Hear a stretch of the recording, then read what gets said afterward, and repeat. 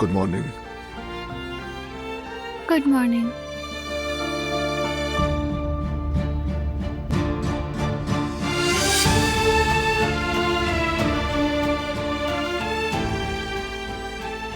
तुम्हें नींद नहीं आई? नहीं आई, तुम्हें देखता रहा।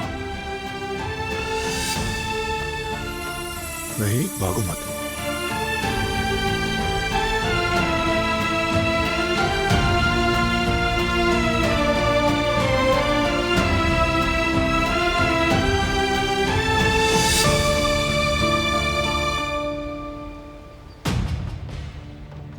क्या मुसीबत है ये?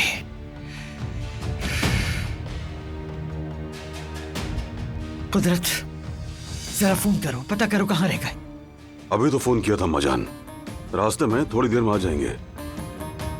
बहुत थक गई होगी शायद, जाने अनजाने में खुद पर बहुत बोझ डाल लिया। अम्मा, कहीं आपने तो सौरभ से कुछ नहीं कह दिया?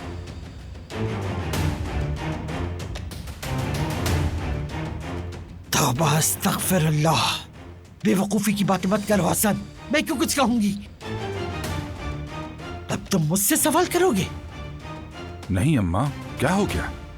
मैं तो बस इसलिए पूछ रहा था कि कहीं वो अपना दुख बयान कर रही हो और उसी दौरान तबीयत खराब हो गई हो। आप गलत समझी। जब वो आएंगे तो पता चल जाएगा हुआ क्या था।